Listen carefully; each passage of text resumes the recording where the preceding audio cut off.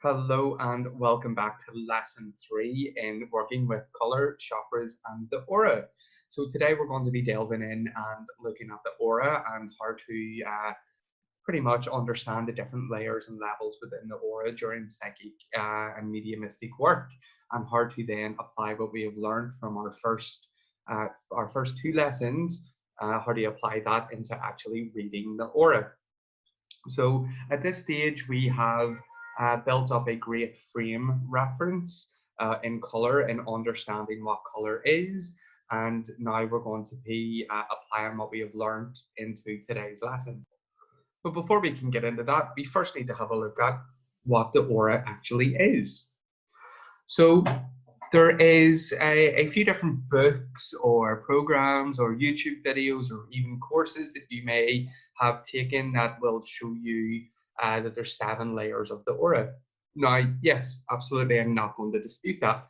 But we don't really need to know all 7 layers of the aura whenever we're giving a psychic or an intuitive reading to our client. And I find that with a lot of the other information on 7 layers of the aura, that there seems to be a lot of conflicting or contradictive information.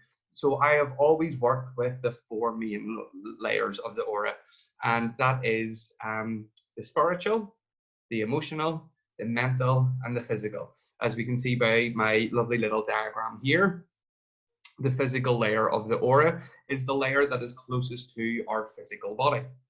And then we have the mental layer of the aura, which would be the layer that would be beyond that. Beyond that, we have the emotional. And then beyond that, we have the spiritual. So if we go outside in, it's called synth. And now I do know that there is some people that may teach mental and emotional in place of one another. And I see that, but the qualities and the characteristics seem to be very, very similar with those two. Your emotions affect your thoughts affect your emotions. And this seems to be the most common sort of school of thought, really. This is how I've learned to understand it, and this is how I've taught to understand it for years. So what exactly is the aura? The aura is an electromagnetic field around every single person and living being on the planet. In saying that, though, I haven't really seen the aura of a fly, but I have definitely seen energy come off cats, dogs, cows, horses, and other types of animals. So it is that energy field that is around us. It is a reflection of our soul. And our aura is always changing. Your aura is never ever the same, and I'm sure you're probably one of these people. If you're working with clients, you may have came across a client that has said, oh, I was told my aura is blue, why are you telling me it's different? Well, our aura is a reflection of our soul. Our aura is also a reflection of how we're feeling at any given time, and with our aura being the reflection of how we're feeling at any given time, the color is going to be different. Plus, whenever we are working with perceived color, how that energy of our client and our frame of reference is going to allow a color to come to us, then we may see different things. No two mediums may see the same thing. No two intuitives may see the same color. So whenever we're working with the aura, we're always working with our perceived color. And if we remember back from the first video, our perception, our perceived color is not the true color. It's not gray like my jumper, gray like my backdrop. It is, this is gray and this is it. Our perceived color is when we use our clairvoyance, we allow the energy of our client to speak to us, to use our frame of reference, and to show us a color that we have the meaning attached to that vibration. Does that make sense to you? So that requires some form of clairvoyant abilities, maybe clairsentient, but we'll talk about that a little bit. And it also must require us to have our own meanings within so we can work within those in a ballpark sort of type area. So the aura. Why is it important to our work as a psychic, as an intuitive, as a medium? Because the aura reflects a person's physical state, their mental state, their emotional state, and their spiritual growth up until that point. Because the aura contains all of the information about that person from birth to present. And it is used in all psychic work, whether you know that you're doing it or you're not. So it's a fantastic thing that it contains so much information about us. There is even some people out there that say that it will contain information pre-birth. If you go to maybe about 3 months pregnancy, I know that there's some schools of thought out there that say that is when the soul is properly in the body, and that's when, you know, if the aura is a reflection of the soul, then that's when it's going to start recording all the information. So this is why it is important, because it reflects everything, every experience that we have been through. And that's a lot. Now, it doesn't mean that, you know, someone who is gifted with clairvoyance and can see auras is able to get all that information just by looking at you. That is so not the case. But not only does it contain everything that we have been through, it also contains all of our hopes, all of our dreams, all of our fears, all of the things that we want to work towards in life. It contains all of that information, because thoughts are living things. And if we're working towards something, and if we're dreaming towards something, well, obviously that information is going to be within the aura. And that leads to predictions, you know, or reading the energy of somebody. If someone has the information in their aura that they hate their job, they want a new job, and they go for a psychic reading, the hating of the job is going to be picked up on. The want of a new job is going to be picked up on. And the dreaming and the daydreaming and the hoping of getting this new job is going to be picked up on, because it's all within the aura.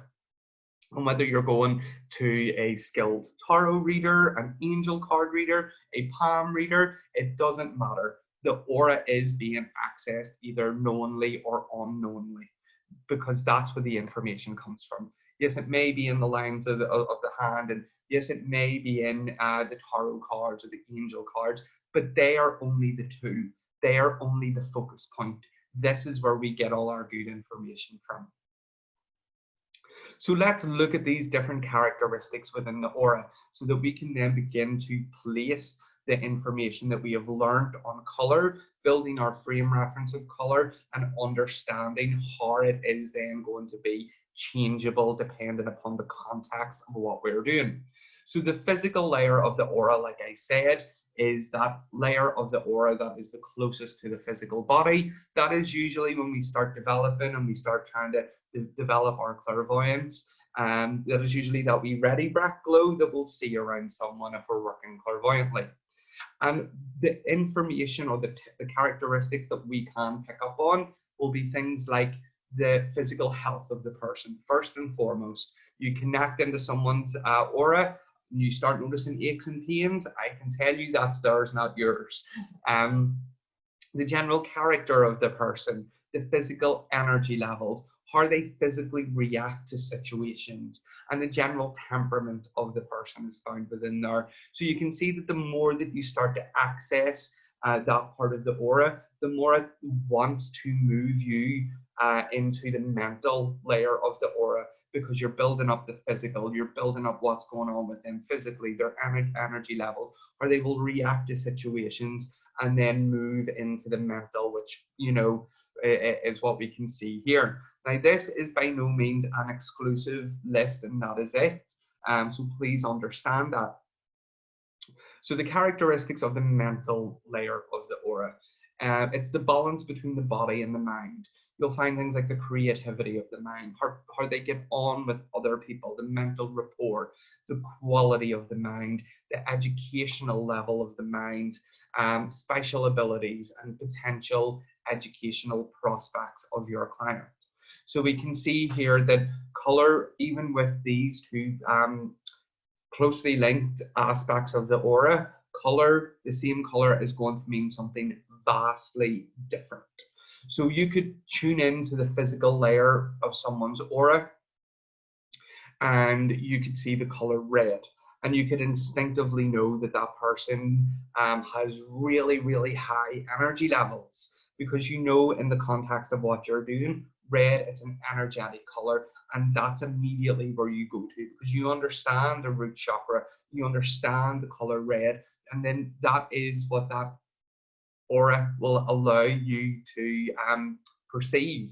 But then you move into the mental aspect of the aura and you see the color red, but you know that you've seen that, and it means the physical energy levels on the go, very, very much so. But within that color of red, there lies um yes, the energy, and yes, the passion. So you can see that maybe the person that you're reading with the same color, they're a very passionate person about projects that they get into, because you know this part is connected to the mental part of the aura, or mental aspect. So it's how they think about things. So you know that that red is now the passion, that high energy from the red is the passion for those things that they get into. Maybe they will have a very strong mental rapport with others. Maybe the red could also signify poor educational levels by the standard of, academia, if that's the way you're looking at it, because you're getting maybe that scarcity and that lack that comes from the root. So you know that, okay, maybe they didn't go to college or university, but then again, they could be educated in very different ways. So I hope you're following and you're understanding. Now let's look at the emotional aura, the layer that contains everything to do with our emotions, and that's pretty much that one. That will be our personal contacts, our friends, our family, our emotional responsiveness, our marital status, the family relationships, our emotional needs of the person, and the distance in relationships is what you can find in there as well. So I think the emotional aura is very self-explanatory. It talks about the emotional needs of our clients and everything to do with them emotionally and how they feel. Now, the characteristics within the spiritual aura will tell us about the spiritual progress they've made this far. Their spiritual purpose may also be found in there, and their spiritual, mediumistic, and psychic abilities. It will also show the potential within their mediumship and the difficulties that they may be currently facing within their mediumship. They're all contained within the spiritual aspect of the aura.